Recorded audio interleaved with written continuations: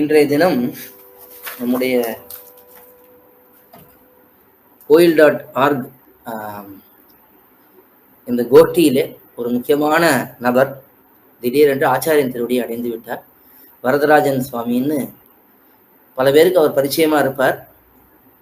அவர் நம்முடைய ஸ்ரீ வரவரமுனி வித்யாலயம் இந்த குழந்தைகளுக்கான வகுப்புகள், அது மட்டும் இல்லாமல் நம்முடைய பிரச்சாரக வளர்ச்சி திட்டம், அந்த முயற்சி இதெல்லாம் மிகவும் ஈடுபட்டு கடந்த ஒரு 3-4 ஆண்டுகளாக நம் குழுவிலே மிகவும் ஈடுபட்டு நிறைய கைங்கரியங்கள் பண்ணி வந்தார். நம்முடைய கிரந்தங்கள்ல அவ்வளவு ஈடுபாடு அந்த சுவாமிக்கு. நிறைய கிரந்தங்களை எடுத்து நம்முடைய கிரந்தங்களை எடுத்து பலருக்கும் கொடுத்திருக்கிறார்.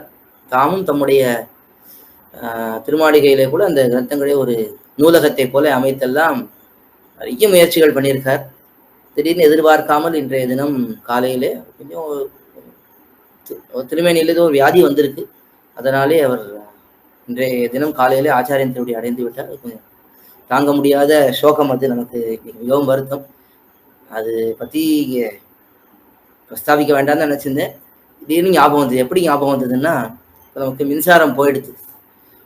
முதல்ல இந்த இடத்துக்கு வந்த புதுசுலேயே கொஞ்சம் அடிக்கடி மின்சாரம் போயிட்டு இருந்தது. அப்போ நாம் அந்த ஒரு இன்வெர்டர் பேட்டரி வச்சுக்கல.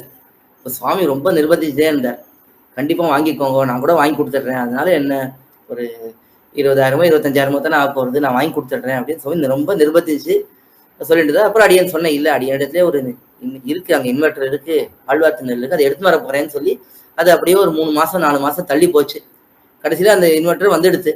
அப்போ சுவாமி ரொம்ப சந்தோஷப்பட்டார். இப்போ தான் திருப்தியாக இருக்குது, கரண்ட்டு போகாமல் மின்சாரம் போகாமல் சுவாமி தொந்தரவு இல்லாமல் இருக்கீர் அப்படின்னு சொல்லி ரொம்ப சந்தோஷப்பட்டார். காலக்ஷேபத்துக்கு இடையூறு இல்லாமல் இருக்கணும்னு ரொம்ப சந்தோஷப்பட்டார்.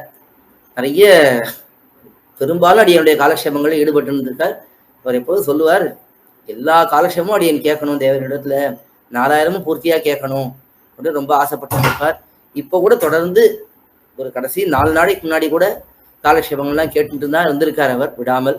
சந்தேகமே இல்லை. அவர் அதுக்கான இந்த காலக்ஷேபங்களில் கேட்டு அதில் போய் அவர் பின்னூட்டம் கூட கொடுத்துருக்கார். இப்படி 3 நாளைக்கு முன்னாடிலாம் கூட அந்த மாதிரி பண்ணியிருக்கார். 4 நாளைக்கு முன்னாடி அடியன் கூட அவருக்கு செய்தி அனுப்பிச்சேன்.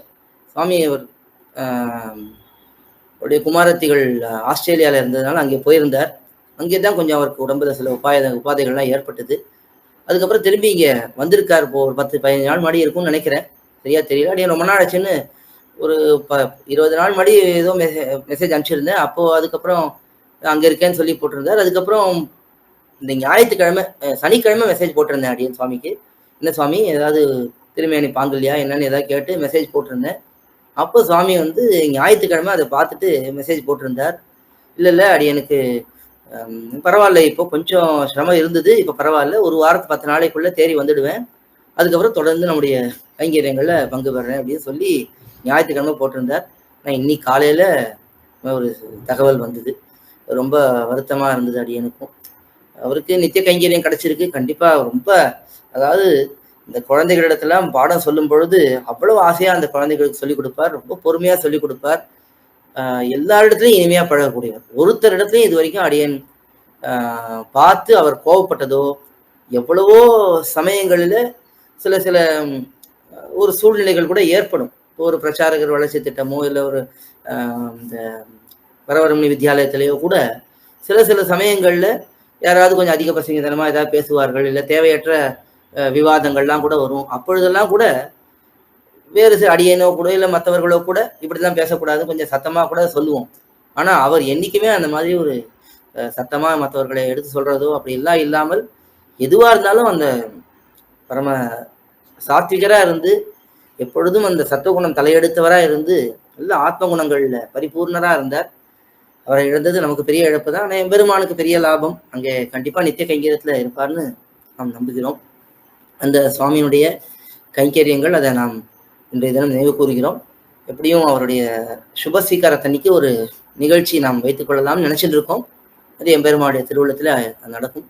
இப்போ இதை பற்றி அடியன் பேசுறதா இல்லை, திடீர்னு இந்த கரண்ட் போனதுனாலே அடியனுக்கு அது இல்லை. அவர் மும்பையில் இருக்கார். அங்கேதான் அவர் நித்தியவாசம் மும்பாயில தான் பண்ணிட்டு தான். அந்த வனஸ்வாடி எம்பெருமாடத்தை ரொம்ப ஈடுபாடு, விடாமல் அங்கே கைங்கரியத்துக்கு அங்கே தொடர்ந்து கைங்கரியத்துக்கு போவார். அது மட்டும் இல்லாம இங்கே கூட எப்பொழுது நம்முடைய வரவரமுனி வித்யாலயம் ஆண்டு நிகழ்ச்சிக்கு ஒவ்வொரு வருஷமும் தொடர்ந்து வந்திருக்கார். மும்பையில இருந்தாலும் அதுக்காக அவர் சோம்பேறித்தனப்படாமல் அந்த பரிசிரமத்தை பார்க்காமல் ஒவ்வொரு தடவையும் அங்கிருந்து வந்துட்டு போயிருக்கார். இது வரைக்கும் வந்து பூர்ணமா நிகழ்ச்சிகள்லாம் இருந்து எல்லா மேற்பார்வை பார்த்து அதெல்லாம் நடத்தி கொடுத்து அவ்வளவு ஒரு பொறுப்பு. அதாவது கைங்கரிய ஸ்ரத்தைங்கிறது நம்ம அவரிடத்துல பார்த்து தான் கத்துக்கணும். எப்படி கைங்கரியம் பண்ணணும், எப்படி ஒரு எல்லா இடத்துலையும் பொறுமையா பேசி விஷயங்கள் நல்லா நடத்தி பண்றதுங்கிறது. இந்த கரண்ட் போனதுனால திடீர்னு ஞாபகம் வந்துடுது. அது கூட அதை பத்தி பேசணும்னு அடியே இப்ப நினைக்கல. இருந்தாலும் அது ஞாபகம் வந்ததுனால சொன்னேன். அவருடைய ரொம்ப ஆச்சரியமான ஒரு व्यक्ति. அவருடைய அந்த நித்திய கைங்கரியமானது நன்றாக நடக்க வேண்டும் என்று எம்பெருமானாரிடத்தில் பிரார்த்தித்து அமைகிறேன். ஆழ்வார் எம்பெருமானார் ஜீயர் திருவடிகளே சரணம், ஜீயர் திருவடிகளே சரணம்.